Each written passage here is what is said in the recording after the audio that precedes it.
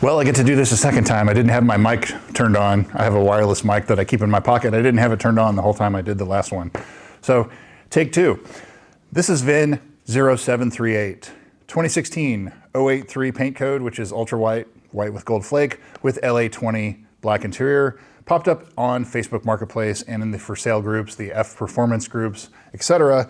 $56,000 with 28,000 miles. It has some mods and it looks like it's in Tennessee. It looks like it's a Florida and Tennessee car pretty much its whole life. Production statistics, 648 out of the 2,348 cars I've identified for the US, 49 everywhere except Hawaii were ultra white. Out of those 648, 267 had LA20 black interior. Specific for 2016, 371 out of the 1,417 cars were ultra white. Of those 371, 149 had LA20 black interior. So this is the second most common color combination that you find on the North American GSFs, white with black interior. The most common being white with red interior, there's 360, white with black, 267. So at its rarest, this car is one of 149 in the GSF world, as common as they come. Carfax, Epic VIN, and AutoCheck. So Carfax shows this as a 4-owner, no accident car. Epic VIN shows this as a 3-owner, no accident car, and usually Epic VIN goes the other way. Like I would expect it to see 5 or 6 owners. Don't put a lot of weight in that one. AutoCheck shows this as a 4-owner, no accident car. So I think it is safe to say this is a 4-owner, no accident car. You've heard me talk about in other videos, there are less than 1,000 of these GSFs left here at the end of October 2025 that are clean title, no accident. So this is one of those. So already we're off to a great start, green flags. And it's a southern driven car, Florida and Tennessee. The previous sales, it first went on sale in January of 2016 in Florida, and it looks like it didn't sell until December of 2016. So it sat for sale for 11 months. Very common to see on these cars. Some have been for sale in excess of almost 2 years before they sold to their first owner. They were very expensive when they were new. Dealers didn't want to discount them. This is no exception.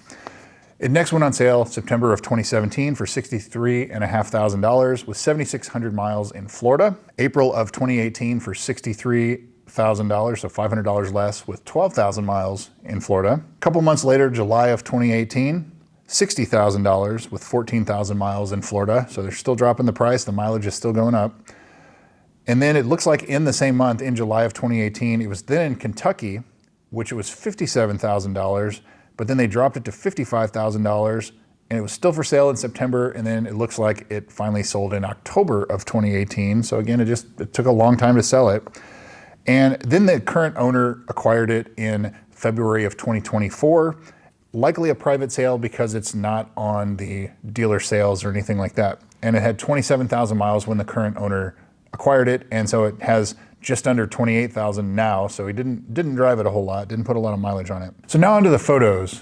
The seller does state that it's got some mods. It obviously has the wheels, 20-inch forged wheels. It's lowered, has adjustable RR Racing suspension links, which is great to see on a lowered car because otherwise it's going to wear out the insides of the tires very quickly.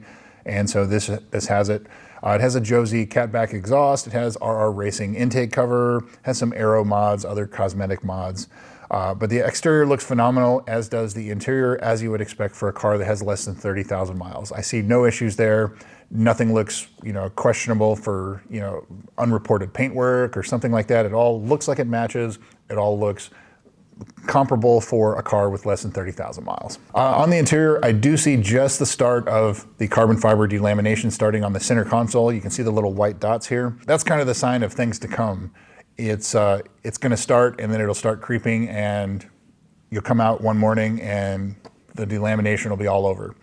And it's unfortunate, but this car, it appears like from the service history that all of the carbon fiber is original unless the owner has replaced any of it. Price, I think the price is fair. The mod, you have to factor in the mods a little bit, especially it's got a nice set of forged wheels on it.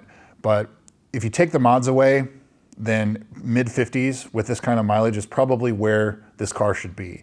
There's other comparable ones on the market right now that have 30 to 40,000 miles they're asking 50 to 57,000. So this car at 56 with the mods, pretty fair price. To me, what would be important is, does it have the factory wheels? Does it have the factory exhaust? The stock parts, basically. That would be a determining factor for me if I was going to buy this car modded the way it is, I would want the stock parts back as well. Service history. So this car's pretty well dealer serviced, but there is a gap from 2019 to 2023, so a 4-year gap, but it's only 4,000 miles. So that could just be an oil change and then it's caught up.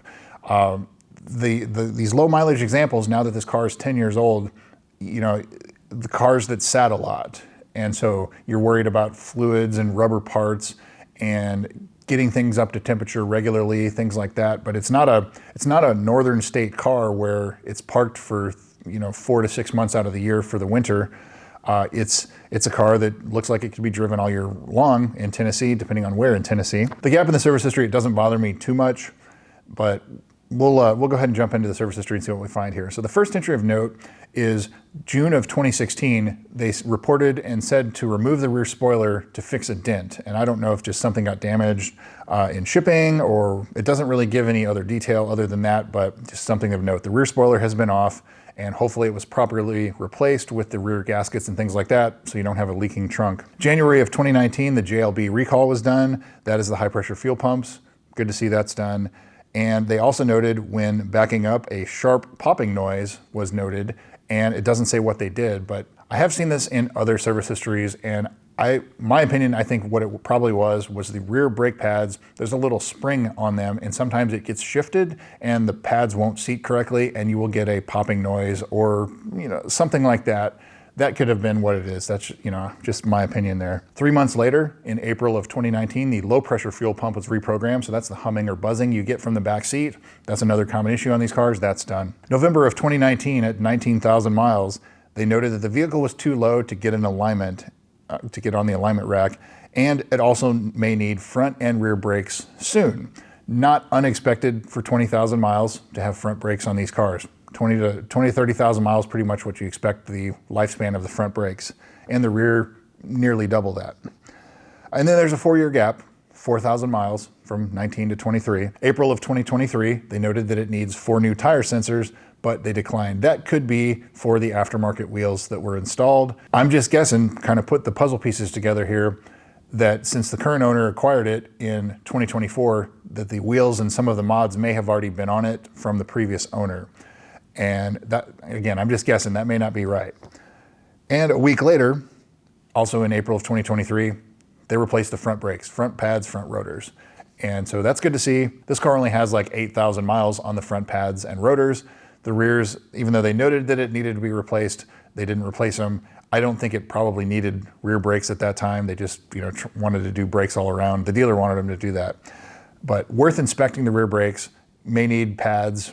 You know, I would say next 10 to 20,000 miles or something like that if you're going to drive this regularly. But for now, I would say the rear pads are probably fine. But after that, it's just pretty much an annual oil change. An oil change in 2024, an oil change in 2025 in August. And that's pretty much the last service to this point. So what's not done? Lower control arm bushings, front lower control arm bushings. I would obviously check those. They could be already upgraded on this car, especially since it has other suspension modifications. Maybe it wasn't disclosed, but look at the insides of the front tires and make sure there's no excessive wear. This car being lowered, but it also has adjustable links, he said.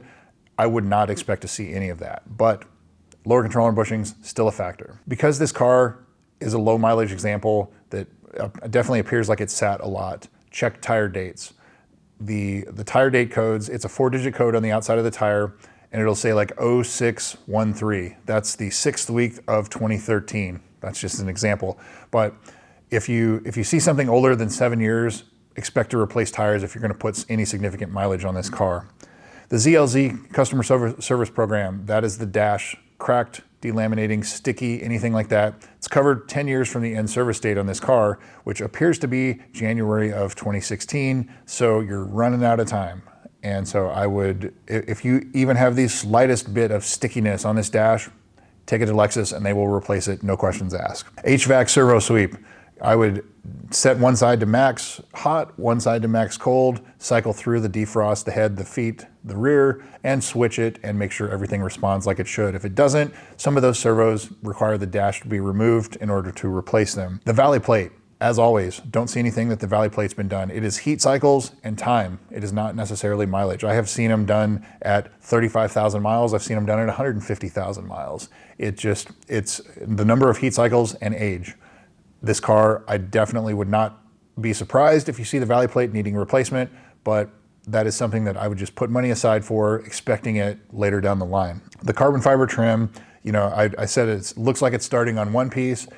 According to the service history, none of it's been replaced at the dealer. Maybe some of it's been replaced by previous owners, maybe not. But if it's original, expect it to start delaminating eventually, especially as it gets more use. And so this car being 10 years old, I would probably just do the drive belts, do the transmission service, do the differential, the TVD service. Just the fluids that are sitting in it are 10 years old, maybe even the coolant. But that's probably something, if I were to buy this car, that's something I would do. I would do fluids and rubber parts, things like that, if it's gonna get any kind of significant mileage. So would I buy this car? I think I would. I would probably make sure that it had the factory parts, because I like the factory wheels. That comes down to personal preference. But if you're looking at this car to hold on to, you definitely want the stock parts. As far as collectability, it has the potential. It's a low mileage example. It's a clean title example. It's a southern state driven car, so it doesn't have rust or anything like that. And it is modified, but all of that obviously looks reversible. Definitely one I would consider. The price seems fair for what it is in this market. The cars with the lower mileage, they don't seem to sell as quick in this market right now. So at this price, I would expect it to sit around for a few weeks at least, maybe a month or longer. Some of the other examples that have been out there that have the same kind of mileage are around the same kind of price. They are selling. It's just, there's kind of two camps for people that are buying these cars. There's people that want the low cost of entry into GSF ownership. So that's the ones that may have an accident or higher mileage, may need to have some maintenance caught up on them, something like that. And then there's the people that want the pristine examples. This is a pristine example, or at least it appears to be. And this one doesn't have any stories, anything like that. This would be something for that other group. And so there's less of those guys than there are guys that just want a GSF. And so for that reason, I think it's priced fair. I think it'll sell. It doesn't have any red flags. It's worth considering if you're looking for a nicer example. So that's what I've got for you guys, VIN 0738. Thanks again for watching. We'll see you soon.